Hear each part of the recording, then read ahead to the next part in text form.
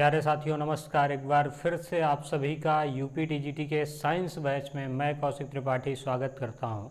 और जैसा कि आप जानते हैं लास्ट क्लास में हम लोगों ने बात की थी कि जो ओवरलैपिंग को अफेक्ट करने वाले फैक्टर हैं वो कौन कौन से हैं, सारी बातें हम लोग उस पर कर चुके थे। और आज के इस लेक्चर में हम लोग पढ़ेंगे हाइब्रिडाइजेशन का कॉन्सेप्ट। खैर, आप हाइब्रिडाइजेशन सिर्फ एक सिंगल फार्मूले के साथ निकाल सकते हैं, लेकिन आज हम उसके कॉन्सेप्ट को समझने का प्रयास करेंगे। क्योंकि अगर कॉन्सेप्ट आपको समझ में आ गया तो बाकी निकाल तो आप वैसे भी सकते हैं, लेकिन कॉन्सेप्ट समझना भी ज़रूरी है। तो आज समझते हैं हाइब्रिडाइजेशन के कॉन्सेप्ट को, यानी कॉन्सेप्ट ऑफ हाइब्रिडाइजेशन, और इसमें किस तरीके से चीज़ें होंगी इसको भी देखेंगे। तो कॉन्सेप्ट ऑफ हाइब्रिडाइजेशन,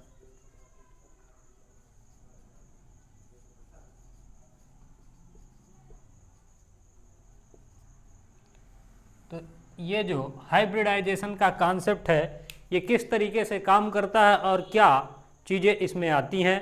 तो सबसे पहले अगर आप देखेंगे एक सिंपल सी बात लेते हैं। कार्बन हम लोगों ने पढ़ रखा है, एक ग्राउंड स्टेज होगी हमारे पास और एक एक्साइटेड स्टेज होगी। अब अगर हमारे पास कार्बन है, क्या है, कार्बन 6 हो गया है इसका एटॉमिक नंबर, तो क्या आ जाएगा इसमें 1s2 2s2 2p4, ये इसका इलेक्ट्रॉनिक विन्यास हो गया।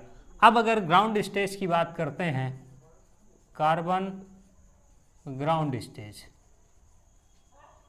ग्राउंड स्टेज में अगर आप कार्बन की बात करेंगे तो ग्राउंड स्टेज में जो ये 1s2 2s2 2p4 हुआ, ये कुछ ऐसा होगा, 1s2 हो गया, इसके बाद ये 2s2 हो गया और फिर 2p4 हमने बना लिया। यहाँ पर 1s2 इसमें दोनों इलेक्ट्रॉन पूरे हैं, 2s2 इसमें भी दोनों इलेक्ट्रॉन पूरे हैं, p में 3 ऑर्बिटल होंगे और इसमें 2 इलेक्ट्रॉन इस तरीके से हैं। इस वाली सेल से कोई मतलब ही नहीं होगा क्योंकि ये आउटर मोस्ट सेल नहीं है, ये भाग नहीं लेती है ओवरलैपिंग में। अब तो ये इसमें भाग नहीं लेगी, सिर्फ और सिर्फ आउटर मोस्ट सेल के इलेक्ट्रॉन भाग लेंगे। यानी ये हमारे पास 2s हो गया, ये 1s 2s और 2p ये हो गया। यानी कि ये 2 बॉन्ड बनाएगा ग्राउंड स्टेज में। ग्राउंड स्टेज की जो वैलेंसी होगी वो कितनी होगी, 2 हो जाएगी। तो यहाँ पर ग्राउंड स्टेज वैलेंसी जो हो गई 2 बॉन्ड बनाएगा हमारे पास, सिंपल सा मामला हो गया। अब इसके बाद अगर आप देखेंगे तो carbon excited stage, carbon excited stage, अब ये जो कार्बन होगा एक्साइटेड स्टेज में किस तरीके से बॉन्ड बनाता है। तो कार्बन एक्साइटेड स्टेज की बात करेंगे तो ये हमारे पास 1s हो गया इसमें भी, और फिर इसके बाद टोटली बना लेते हैं, ये 2s ये 2p, इसमें से एक इलेक्ट्रॉन निकल करके यहाँ चला जाएगा, यानी जो मामला बनेगा वो कुछ इस तरीके का बन जाएगा। तो इसके पास 4 अनपेयर्ड इलेक्ट्रॉन हो गए, यानी जो इसमें बैलेंसी निकल करके आई वो हो गई हमारे पास 4 4 बैलेंसी। अब ये जो 4 वैलेंसी निकल करके आई, अगर आप देखेंगे इसमें तो 4 अनपेयर्ड इलेक्ट्रॉन हो गए इसके पास, तो ये 4 बॉन्ड बनाएगा, 4 bond form in excited stage. तो जो उत्तेजित अवस्था होगी उसमें ये 4 बॉन्ड बनाएगा। और अगर आप देखेंगे तो इसमें जो बनने वाले बॉन्ड होंगे वो एक s होगा और 3 p होंगे। ये s ऑर्बिटल है और ये p ऑर्बिटल है, तो एक s होगा 3 p होंगे, यानी sp3 बनाएगा ये। तो यहाँ से ये sp3 बना लेगा। अब सपोज करिए हमको मेथेन का निर्माण करना है, CH4 का निर्माण करना है, तो फॉर्मेशन ऑफ मेथेन करनी है। नीचे देखें जगह है या फिर मिटा करके काम करें, अभी तो पर्याप्त है मामला। ठीक, क्लियर है सारी चीज़ें। अब सपोज अगर हम मेथेन को बनाना चाहते हैं, फॉर्मेशन ऑफ मेथेन, मेथेन अणु को बनाना चाहते हैं हम, फॉर्मेशन ऑफ मेथेन। अब जिस टाइम पे हम मेथेन को बनाना चाहते हैं उस टाइम पे अगर आप देखेंगे तो कार्बन ये हो गया हमारे पास, इस तरीके से ये प्रेजेंट है, एक S 3 P। एक्साइटेड स्टेज की बात हो रही है, ये ध्यान रहे। तो एक्साइटेड स्टेज में कार्बन कुछ ऐसा होगा, अब एक एक हाइड्रोजन इससे आकर के मिलेंगे, यानी यहाँ पर एक हाइड्रोजन आ गया, ये एक हाइड्रोजन आ गया, ये एक हाइड्रोजन आ गया और ये एक हाइड्रोजन आ गया। एक एक हाइड्रोजन आकर के इससे जुड़ गया और किसका निर्माण हो गया, तो CH4 मेथेन का निर्माण हो गया। यानी ये हाइड्रोजन आया हमारे पास, ये एक दूसरा हाइड्रोजन, ये एक तीसरा हाइड्रोजन, ये एक चौथा हाइड्रोजन, और इसने बना दिया कौन सा अणु, CH4 यानी मेथेन। अब अगर आप देखेंगे तो मेथेन के फॉर्मेशन में क्या हुआ कि किस तरीके से चीज़ें होंगी, इनको देखते हैं फिगर के माध्यम से। मतलब अगर हम विजुअलाइज करें इसको तो ये किस तरीके से बनेंगे। यहाँ तक की बात क्लियर है। अब आगे चलते हैं और इसको मिटाएंगे।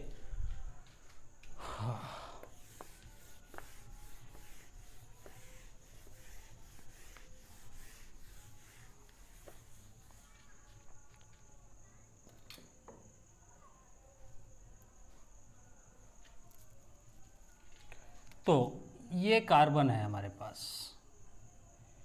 इसकी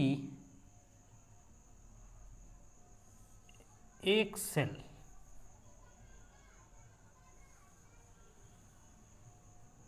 ये हो गई, ये ओवरलैपिंग वाली जो सेल होगी वो फूल जाएगी, ये आप जानते हैं।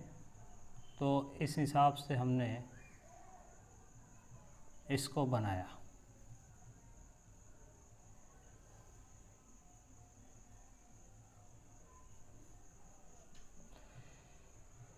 एक्स एक्सिस, वाई एक्सिस और जेड एक्सिस, ये कुछ इस तरीके का सिनेरियो है। ये थोड़ी बड़ी है तो इसको भी सुधार लेते हैं।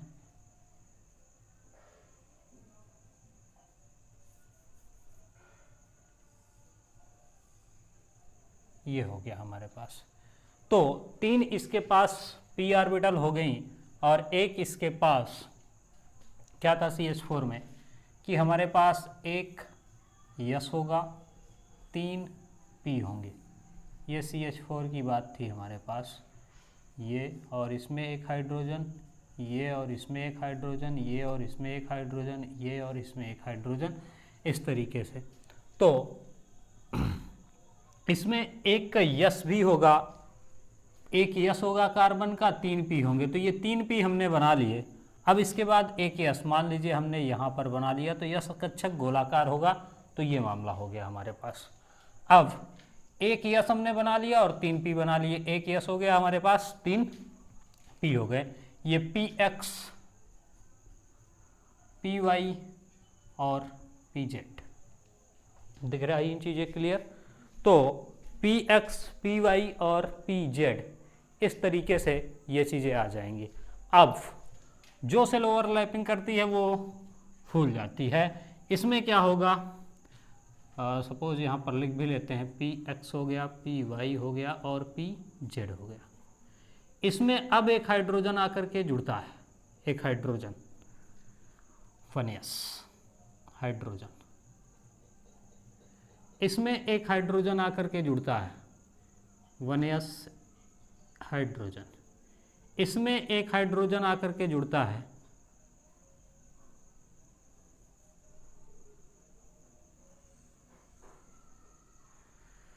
1s एक हाइड्रोजन, ये हो गया। इसमें एक हाइड्रोजन आकर के जुड़ता है, थोड़ा सा ज़्यादा हो गया है तो आप समझ लीजिएगा, 1s एक हाइड्रोजन आकर के जुड़ गया। तो ये सिनेरियो क्रिएट होता है हमारे पास। अब जो फॉर्मेशन होगा CH4 का कुछ इस तरीके से,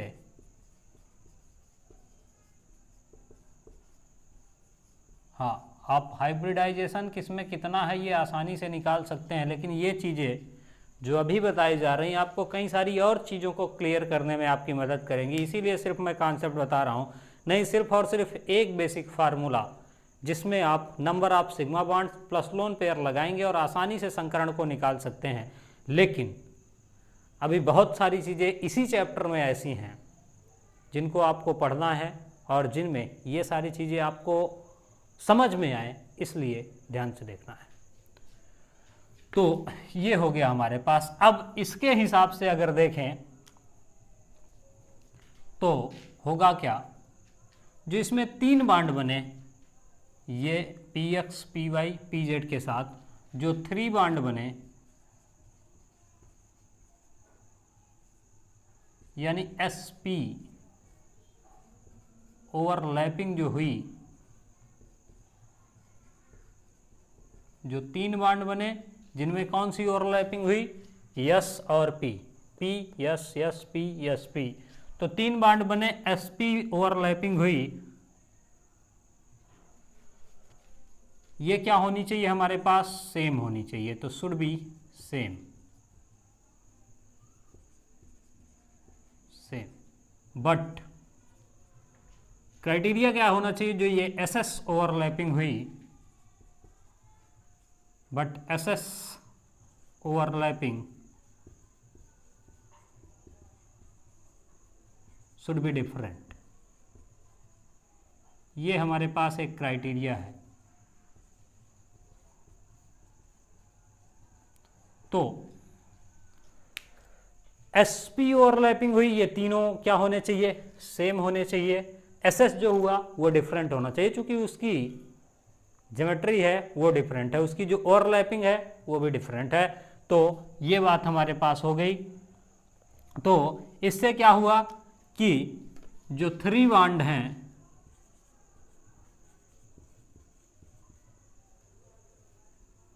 मस्ट बी सेम, इनको सेम होना चाहिए, एंड 1 बांड डिफरेंट बनना चाहिए।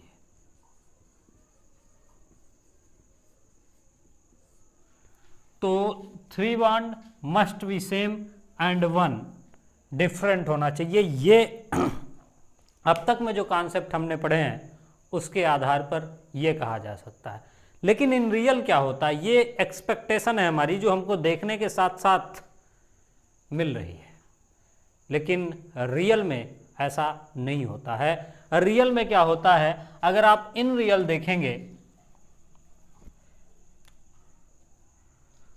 तो नीचे यहाँ तक आ रहा है क्या, देख लेते हैं फिर लिखते हैं,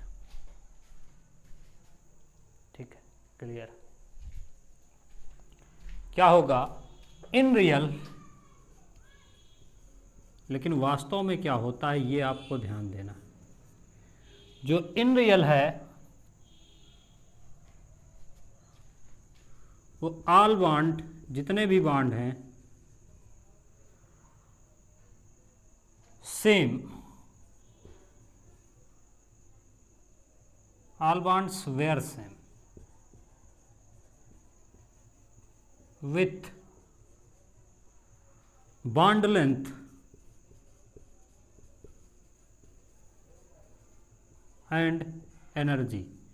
यानी जब रियल में देखा गया तो ये सभी बॉन्ड, ये तीनों सेम तो हुए ही हुए, लेकिन ये भी इन्हीं के समान सेम हुआ। तो all bonds were same with bond length, उनकी बॉन्ड लेंथ भी वही आई और एनर्जी भी वही आई। ये मामला हो गया रियल में।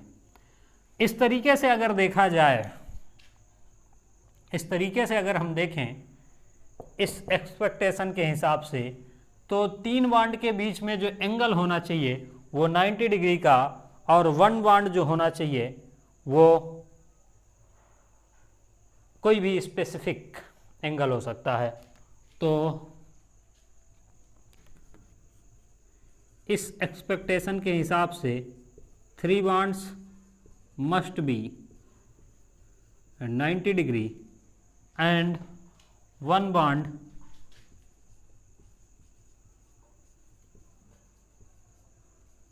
विथआउट स्पेसिफिक, डिसाइडेड नहीं है, एंगल, ये होना चाहिए था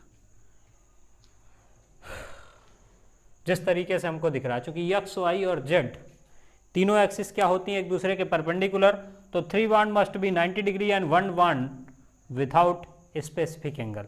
लेकिन एक्चुअल में क्या हुआ, एक्चुअल में जो हुआ वो कुछ सोचने के लायक था कि इसमें इन रियल हो क्या गया। इन रियल जो बात हुई वो कुछ ऐसी हो गई कि all bonds were 109 degree 28 minutes। Super. अब आप सोच करके देखिए, जो हमको दिख रहा है वो भी चीज़ें यहाँ पर नहीं हुई कि हमारे पास होना चाहिए था कि ये तीनों बॉन्ड 90 डिग्री के एंगल पे हों, इसका कोई स्पेसिफिक एंगल के बिना हो, ये किस एंगल पे होगा ये अलग होना चाहिए था। लेकिन जब हमने पाया कि रियल में जो इनकी बॉन्ड लेंथ है और एनर्जी है वो चार की चारों की सेम हुई, और जो एंगल था वो ये होना चाहिए था, लेकिन जो हुआ वो कुछ ऐसा हो गया। ये क्यों हुआ, तो इसमें जो बात आई वो ये थी कि हाइब्रिडाइजेशन से पहले जो ऑर्बिटल हैं वो पहले मिक्स होती हैं। सपोज करिए आपके पास 3-4 टाइप के सॉल्यूशन है, एक पानी है, दूसरा शरबत है, तीसरा नमक का मिश्रण है, चौथा दूध है। 4 ग्लासेस हैं आपके पास, एक सादा पानी, दूसरा शरबत, तीसरा नमक पानी का मिश्रण और चौथा दूध। चारों ग्लास हैं आपके पास। अब आपने सबसे पहले एक जग लिया और चारों ग्लास को उसमें मिक्स कर दिया। जब आप मिक्स कर देते हैं तो जो मिक्सिंग के बाद बना वो कुछ डिफरेंट होगा सभी के स्वाद से, या फिर वैसा, मतलब इसका स्वाद बिल्कुल अलग होगा। लेकिन अब आप चारों गिलास भरेंगे उसी जग से, 4 ही गिलास निकलेंगे, 4 ही गिलास निकलेगी, लेकिन अब जो उसका स्वाद है वो बिल्कुल डिफरेंट होगा। उसका स्वाद अगर बिल्कुल डिफरेंट होगा तो कॉन्सेप्ट, लेकिन सबका एक जैसा होगा, तो ये मिक्सिंग हुई। तो यहीं से किसका उदय हो गया हमारे पास, हाइब्रिडाइजेशन के कॉन्सेप्ट का। यानी सेल जो हैं वो ओवरलैप होने से पहले क्या होती हैं, मिक्स होती हैं। जिस तरीके से अगर हम ओवरलैप करने से पहले मिक्स करें चारों को, तो ही ये इनकी जो एनर्जी है वो सेम हो सकती है, जो इनका एंगल है वो सेम हो सकता है। क्यों? क्योंकि जिस तरीके से जब हम चारों मिश्रण को एक ही में मिला देते हैं तो उसके बाद स्वाद 4 ही ग्लास बनता है जो मिश्रण है, और चारों का स्वाद बिल्कुल एक होता है, यानी पहले मिक्सिंग करी गई है। तो hybridization is a concept of mixing orbitals. सबसे पहले ऑर्बिटल क्या होंगी, मिक्स होंगी। तो ये आपको ध्यान देना है। जैसे आपने खच्चर सुना होगा, म्यूल, वो ना तो स्पेसिफिक घोड़ा होता है और ना तो गधा, दोनों का मिक्सचर होता है, दोनों के गुण उसमें पाए जाते हैं। तो सबसे पहले ये मिक्सिंग होगी। तो अगर आप देखेंगे तो जो ओवरलैपिंग है, इसको बढ़ा दें, तो जो ओवरलैपिंग है उसमें क्या होता है, तो यहाँ पर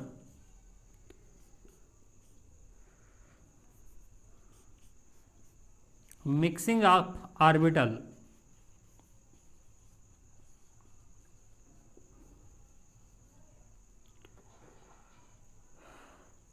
बिफोर ओवरलैपिंग, यानी जो ओवरलैपिंग है उससे पहले क्या होगा, ऑर्बिटल की मिक्सिंग होगी। ऑर्बिटल की मिक्सिंग होगी, उसके बाद हमारे पास आएगा क्या, ओवरलैपिंग होगी। यानी सबसे पहले जैसे हमने चारों ग्लास को मिक्स कर दिया, उसके बाद सबको दिया स्वाद बताने के लिए, तो सारे के सारे लोगों का जो स्वाद होगा वो एक जैसा होगा। सेम वैसा ही इसमें इसलिए ऐसा हुआ, ये सारी चीज़ें, ये हमारी एक्सपेक्टेशन नहीं पूरी हुई। इसका रीज़न सिर्फ और सिर्फ एक ही था कि पहले क्या हुई, मिक्सिंग हुई और उसके बाद ओवरलैपिंग हुआ, और यही क्या हुआ हमारे पास, कॉन्सेप्ट ऑफ हाइब्रिडाइजेशन। यहीं से क्या आया, कॉन्सेप्ट ऑफ हाइब्रिडाइजेशन। तो ये कॉन्सेप्ट ऑफ हाइब्रिडाइजेशन हमारे पास आ गया। कॉन्सेप्ट ऑफ हाइब्रिडाइजेशन, तो हाइब्रिडाइजेशन का कॉन्सेप्ट कहाँ से आ गया, मिक्सर से। अब आप बिल्कुल पूरी तरीके से ये हाइब्रिडाइजेशन क्या है और क्यों इसकी भूमिका आई, ये मेरे को लगता है कि आप अच्छी तरीके से इसको समझ गए होंगे, क्योंकि ये समझना आपके लिए ज़रूरी था कि आखिर में ये क्या है और कैसे आया। बाकी निकालने के लिए आप अभी 10 सेकंड के बाद जब आपको बता दिया जाएगा तो आप आसानी के साथ निकाल लेंगे, लेकिन उससे पहले क्यों इसकी हमको ज़रूरत पड़ी ये जानना ज़रूरी था। तो ये बात हो गई। यहाँ से हमारे पास क्या आया, कॉन्सेप्ट ऑफ हाइब्रिडाइजेशन, यानी संकरण का कॉन्सेप्ट आया। हाइब्रिडाइजेशन मतलब संकरण, संकरण का जो कॉन्सेप्ट है वो हमारा यहीं से आया। अब अगर आप देखेंगे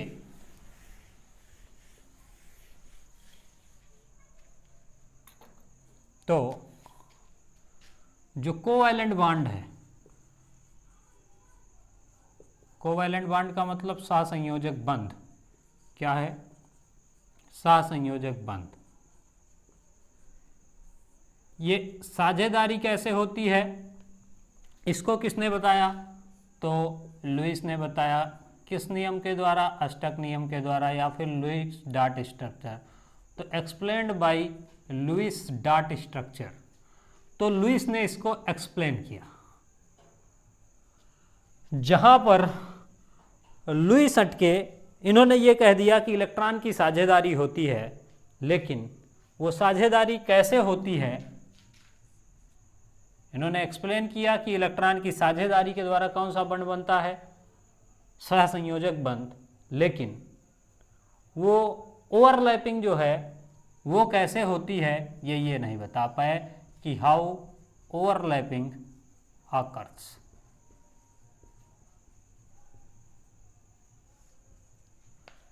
तो एक्सप्लेन्ड बाय लुईस, लुईस ने अपने अस्टक नियम के द्वारा, लुईस ने इसकी व्याख्या की, किसकी, साझेदारी की, यानी सहसंयोजक बंध की। किस नियम के द्वारा, अस्टक नियम के द्वारा। लेकिन ये ओवरलैपिंग होती कैसे है, कैसे अतिव्यापन होता है, इसकी बात लुईस नहीं बता पाए। इस प्रश्न का जवाब लुईस के पास नहीं था। जब इस प्रश्न का जवाब लुईस के पास नहीं था तो फिर हमारे पास क्या आई थी, वैलेंस बॉन्ड थ्योरी, यानी संयोजकता आबंध सिद्धांत यहाँ पर आया था, जिसने ये बताया कि किस तरीके से जो सेलें होती हैं, इसको आप पढ़ चुके हैं। तो यहाँ से सीन में आया हमारे पास संयोजकता आबंध सिद्धांत कि ओवरलैपिंग कैसे होती है। इन्होंने ये बताया कि आउटर मोस्ट शेल के इलेक्ट्रॉन पार्टिसिपेट करते हैं और जो आउटर मोस्ट शेल के ऑर्बिटल पार्टिसिपेट करते हैं, और वो ऑर्बिटल पार्टिसिपेट करती है जो हाफ फील्ड होती है। फिर इन्होंने बताया कि अगर इलेक्ट्रॉन पेयर है तो उनको अनपेयर करने के लिए प्रमोशनल एनर्जी आती है, और अगर प्रमोशनल एनर्जी जो है वो सफिशिएंट नहीं होती तो इनर्ट पेयर इफेक्ट आता है। चारों बातें आप पढ़ चुके हैं।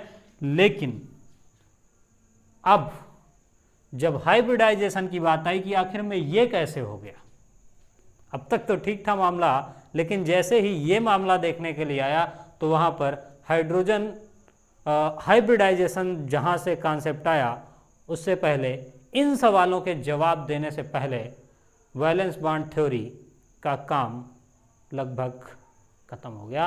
वैलेंस बॉन्ड थ्योरी इसको प्रूफ करने में असमर्थ रही कि ये चीज़ें कैसे हो गई कि होना चाहिए था 90 डिग्री का एंगल और उसमें कुछ स्पेसिफिक एंगल अलग होना चाहिए था, लेकिन जो बनने वाला बॉन्ड हुआ वो कुछ अलग हुआ और सब में एक तरीके का एंगल बन गया, सबकी बॉन्ड एनर्जी और बॉन्ड लेंथ लगभग एक जैसी हो गई। तो ये कैसे हो गया, इसको वैलेंस बॉन्ड थ्योरी नहीं बता पाई। और जब वैलेंस बॉन्ड थ्योरी नहीं बता पाई तो यानी कि इसने क्या नहीं बताया कि जो बॉन्ड लेंथ है phi, bond length valence bond theory से पूछा गया कि phi bond length and energy were same, same क्यों है यहाँ पर, तो इसका जवाब जो है, एंगल भी आप इसमें जोड़ सकते हैं, bond length and energy comma angle same, ये सारी चीज़ें सेम क्यों हैं, तो इसका जवाब वीबीटी भी नहीं दे पाई। जब वैलेंस बॉन्ड थ्योरी नहीं दे पाई तो यहीं से आया हमारे पास that is concept of hybridisation.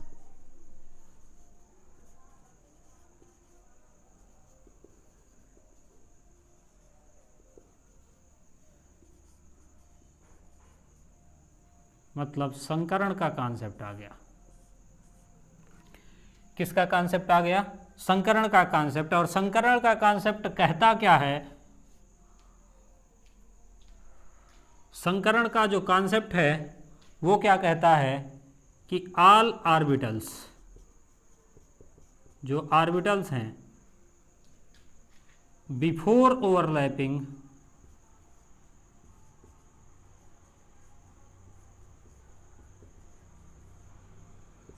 Undergoes mixing, यानी इसने कह दिया कि जो ऑर्बिटल्स हैं वो अतिव्यापन से पहले क्या होती हैं, तो मिक्स होती हैं।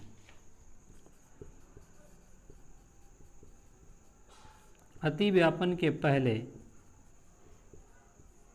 सभी कक्षक आपस में मिश्रित होते हैं। ये बात किसने कही, हाइब्रिडाइजेशन के कॉन्सेप्ट में। तो ये मामला था जिसके लिए हमको क्या लेके आना पड़ा, कॉन्सेप्ट किसका, हाइब्रिडाइजेशन का। तो हाइब्रिडाइजेशन का कॉन्सेप्ट यानी अतिव्यापन के पहले सभी कक्षक आपस में मिश्रित हो जाते हैं, ये हमारे पास आ गया।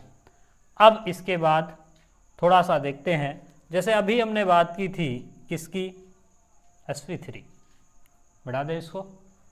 चलिए, सारी चीज़ें एक दूसरे से इंटरलिंक रहेंगी तो आप आसानी से याद कर पाएंगे। मेरा बताने का मतलब सिर्फ इतना ही था, बाकी आपको बहुत सारी जगहों पर हो सकता है ऐसा भी हो कि तुरंत सिर्फ ये बता दिया जाए किस कंपाउंड में कौन सा संकरण होगा, सिर्फ फार्मूला बताया, number of sigma bond plus number of lone pair, और आप संकरण निकाल करके बता सकते हैं। लेकिन इतनी कहानी बताने का जो मतलब था वो सिर्फ इतना था कि आप जान पाएँ, चीज़ों को एक दूसरे से इंटरलिंक कर पाएँ। जब चीज़ें इंटरलिंक रहेंगी तो आप पेपर में भी इंटरलिंक कर पाएंगे अपने सवालों के साथ चीज़ों को। तो ये बात हो गई हमारे पास। अब CH4, इसी की बात करते हैं आज। CH4 है हमारे पास, इसमें क्या हुआ, एक यस ऑर्बिटल थी, ये फिर से बनाए,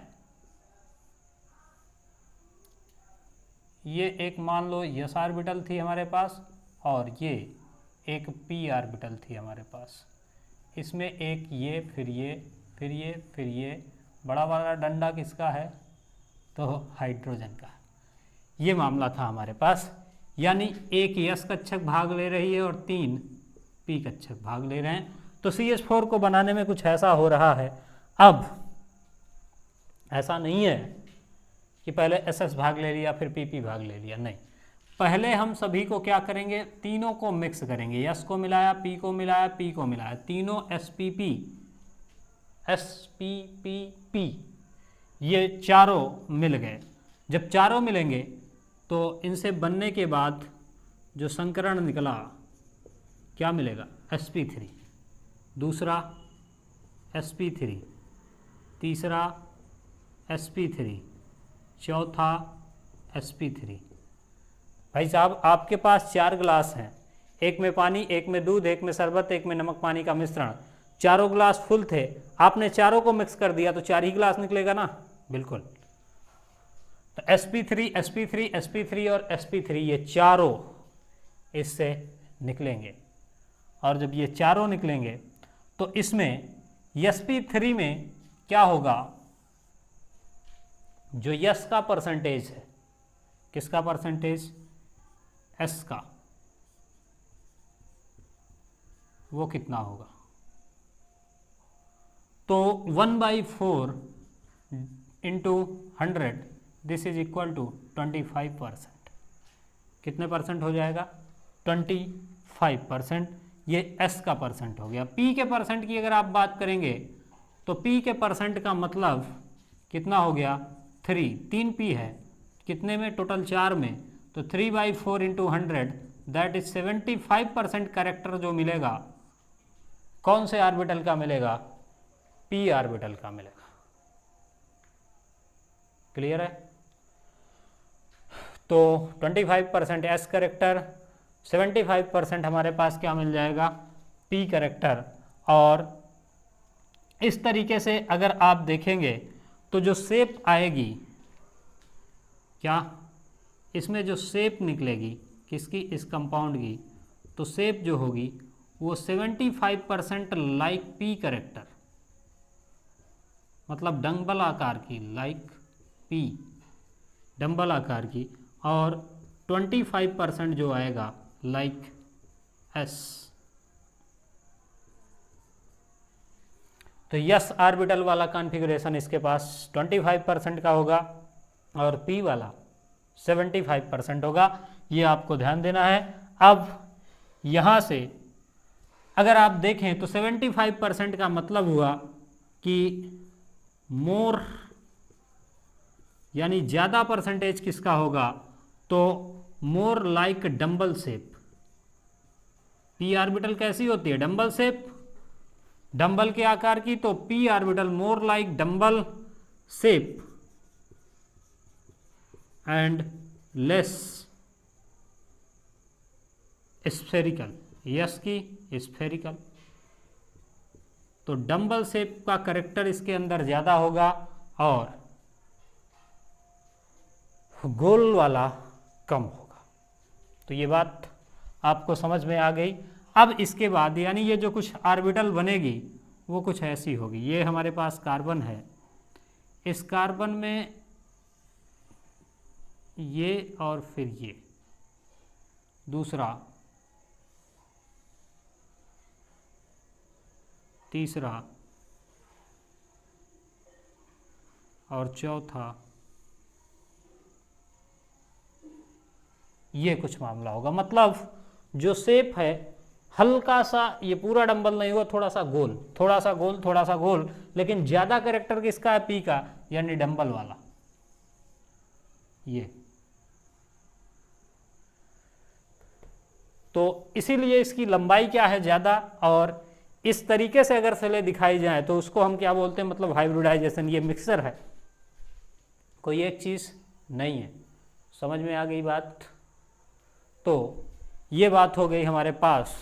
अब ये C था, ये sp3, ये sp3, ये sp3, ये sp3, इनमें क्या होगा, एक एक H आकर के मिलता है, हाइड्रोजन, हाइड्रोजन, हाइड्रोजन,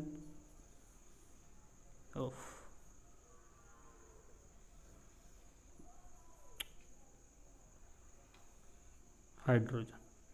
तो इस तरीके की कैरेक्टर जो होती है वो मिलती है। अब इसमें क्या होगा, देख रहे हैं आप, चारों same bond, 4 same bond formation हुआ। मतलब चारों बंध जो होंगे समान होंगे और जो एंगल होगा सभी का वो भी समान हो जाएगा, मतलब लगभग 109 डिग्री 28 मिनट के आसपास। तो ये बात थी जो आपको संकरण में समझनी थी। इसकी शेप कैसे चेंज होती है, तो जैसा परसेंटेज ऑफ करेक्टर होता है। खैर आपको 2 ही पढ़ने हैं, 3 sp संकरण, sp2 और sp3, इन तीनों की आकृतियों को पढ़ना है। थोड़ा सा बेसिकली आइडिया मैंने आज आपको दिया है इसमें कि किस तरीके से इनकी शेप जो है वो चेंज होती है। अब बात ये है, अगर आप देखेंगे तो जो बैलेंस बॉन्ड थ्योरी का कॉन्सेप्ट था उसने ये कहा कि ओवरलैपिंग के लिए जो सेलें होती हैं वो हाफ फिल्ड होनी चाहिए। लेकिन जब हाइब्रिडाइजेशन का कॉन्सेप्ट आप पढ़ेंगे तो उसमें आप पाएंगे ऑर्बिटल ऑर्बिटल हो, मतलब सिर्फ और सिर्फ एक रिक्वायरमेंट, ऑर्बिटल हो, हाफ हो, फुल हो, वैकेंट हो, कोई फर्क नहीं पड़ता, सब में होगा।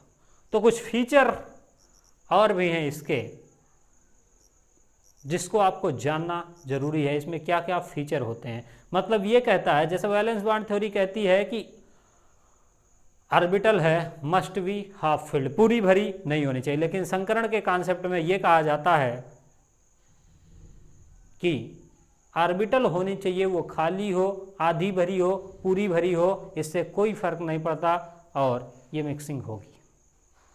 तो जो भी बची चीज़ें हैं, जो भी फीचर है, उसको हम लोग कल की क्लास में रखते हैं और कल प्रीवियस ईयर के क्वेश्चन के साथ जिनमें संकरण पूछा गया है कि इसमें कौन सा संकरण होगा, इसमें कौन सा संकरण होगा, उन सारे सवालों को हम एक साथ एक लेक्चर में, कल के लेक्चर में कंक्लूड करने वाले हैं। तो तब तक के लिए आप लोग इस लेक्चर को देखिए और चीज़ों को समराइज करके इसी तरीके से अपने नोट्स बनाइए और सवालों को करने का आप लोग स्वयं से प्रयास कीजिए। आप आसानी के साथ कर पाएंगे, ये हमारी गारंटी है, क्योंकि जिस तरीके का कॉन्सेप्ट और समराइज्ड चीज़ें आपको मिल रही हैं वो सब जगह पे नहीं मिलते हैं। हाँ, मैं भी सिखा सकता था सीधे से सीधा संकरण कैसे निकालना और फिर आकृति, लेकिन ये कैरेक्टर कैसे आते हैं, ये सारी चीज़ें आप इस बेसिक चीज़ों से ज़्यादा अच्छे से जान पाएंगे। तो आज के लिए इतना ही, मिलते हैं अगली क्लास में। धन्यवाद।